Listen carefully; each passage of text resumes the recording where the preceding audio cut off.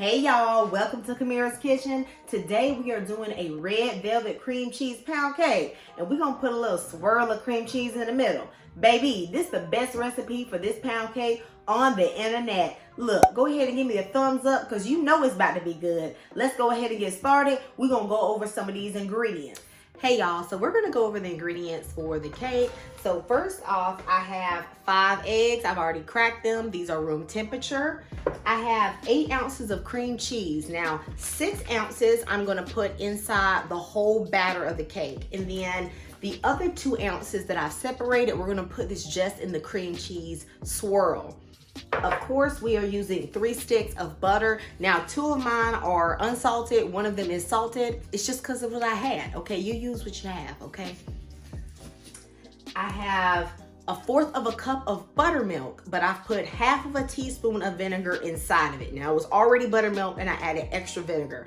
Since I'm using cream cheese as sort of the wet ingredient, I like to make sure that the red velvet has that still little acidic taste, so I just added a little extra vinegar, okay? I also have some vanilla. Now, I'm using this Watkins baking vanilla. This is supposed to be stronger than regular vanilla. I honestly don't know. I ain't never used it, okay? So I hope it's good. But for the frosting, I'm gonna use clear vanilla so, you know, the outside can stay white looking. I have 3 cups of sugar. And I am using 3 cups of cake flour. Now, the best way to do your flour is to weigh it. I've said this before, so I weighed this at 375 grams for cake flour, okay?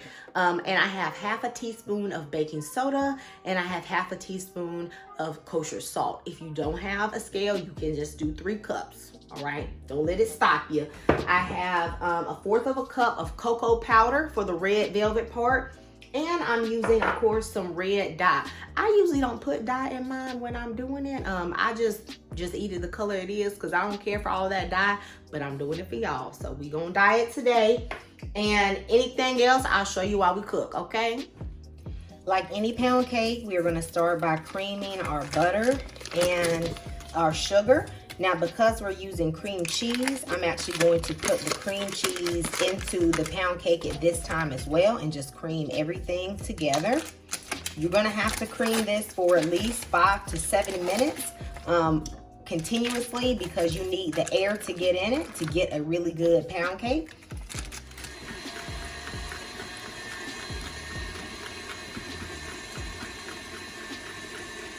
So I'm gonna go in with all of my sugar and add this to my butter and my cream cheese. And because this mixture is so thick, guys, this is like thick with 2 C's, honey. You must scrape this or else it is simply not going to blend together. And then you keep going until it's nice and fluffy. This is what yours should look like when it's done. It's nice and fluffy and you can't hear that sugar anymore. Now I'm gonna put in the eggs one at a time. I'm gonna beat for about, oops, well, 2 got in there, that'd be all right. Try to beat for about 30 seconds after each addition of the eggs.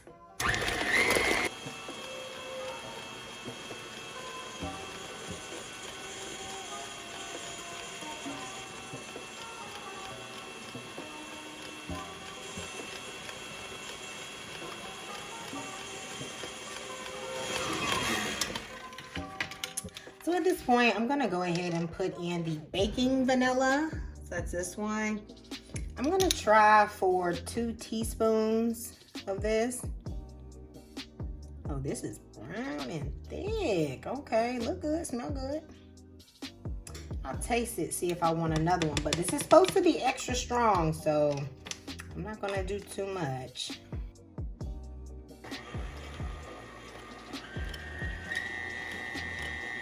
Okay, y'all, so at this point, I am going to start putting in the flour, salt mixture, baking powder, baking soda mixture, a little bit at a time.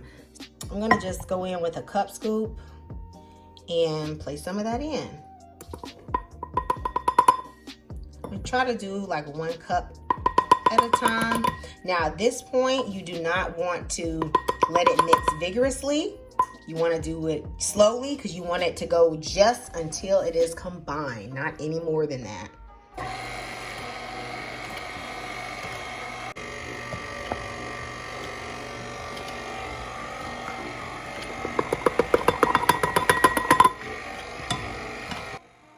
after I put in the first amount of flour, I'm going to put in about half of the buttermilk, and then I'm going to put in the rest of the flour and the buttermilk at the same time.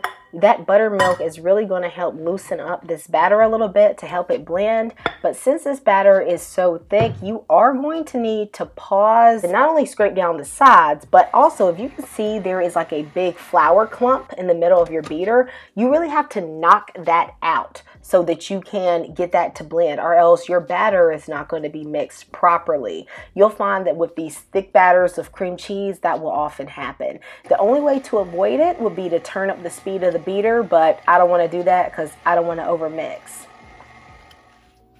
Okay, y'all, so this is where the magic gonna start happening. I'm gonna take about 2 cups of this pound cake mixture, and I'm gonna put it in the same bowl I had my flour. If it's not exactly 2 cups, that is not going to matter. All right, so this is my 2 ounces of cream cheese. Even though mine has been at room temperature for a few hours, I still feel like it's a little bit firm. So I'm just gonna microwave this for maybe about 10 seconds just to make sure it's really loose. After microwaving it for 10 seconds, this is what you get. See how much looser it is? That's gonna be easier to stir in. So I'm gonna put this into my cream cheese swirl. See how it just mixes in so easily. Now we're gonna start the red velvet part. I'm gonna sift in the cocoa powder just to make it easier to combine so I don't have to turn it quite as much, because you know this already has the flour in it, so we don't want to mix it too much. How much you use depends on how red you want it. I'm gonna start with a little bit and then just work from there. Maybe about that much. Like I said, I don't usually use dye. So we're gonna just see what this does.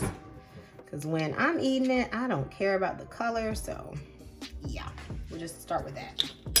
I'm seeing streaks of red come through. I ended up adding about a teaspoon of this red gel paste to get this color. It was red enough for me, honey, okay?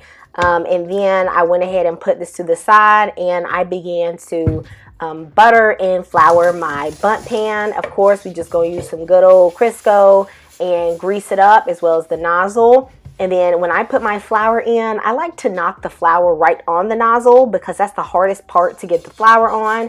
And then I just, whatever drips down, that's what I use to cover the rest of the bundt pan. So y'all, I had a lot of fun layering this cake. First, I went in with about half of the red velvet mixture, and I put that at the bottom of the cake pan, and I tried to smooth that out at least somewhat evenly. And then I put in that cream cheese middle, which I just thought, y'all, that cake batter for that just tasted so good, okay? And I put that in, and then I went in and started to swirl. Now, you can do your swirl any way you want. I just took a knife and started making some impressions all around the middle, just kind of blending it a little bit, and that worked out for me.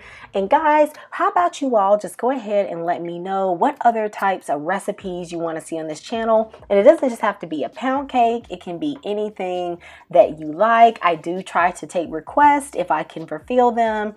I've done obviously soul food, I've done pound cakes, I've done chicken, I do Indian food. I can make dishes from all around the world. So let me know what is something that you would like to see. Now, when I was done layering this cake, I put this in a preheated 325-degree oven. Now, of course, you're going to need to check on it for doneness because you don't want it to overcook. Just took my pound cake out the oven. I've been cooking it for about 85 minutes. But of course you gotta check for doneness, especially around the 70-minute mark. So you can see my toothpick comes out clean. Now I know. Okay, y'all, so I have my softened cream cheese, which I told y'all I had warming up on the stove while my pound cake was cooking. I'm gonna use the whole 8-ounce block. If I'm being totally honest with you, I don't really measure when I make my glaze. I just kind of do it and taste it and feel it out until it's right. I would estimate I'm starting out with about a cup of powdered sugar. I'm going to put in a little bit of milk. Now, you can't take no milk out, so you just got to put a little bit at a time.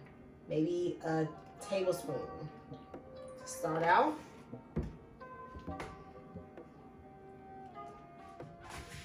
I would estimate that I put in about 2 cups or so of powdered sugar, and I also put in a capful of that clear vanilla flavoring and just like a drop of that bacon vanilla, because the flavor of that bacon vanilla was delicious. Highly recommend the bacon vanilla, guys. All right, now guys, we're gonna go ahead and flip this cake. I'm gonna take my plate and just give it a nice flip.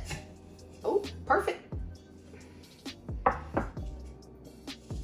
All right, came out perfect. We're gonna glaze it up. I'm gonna let it cool for probably about 45 minutes, so before I put the glaze on.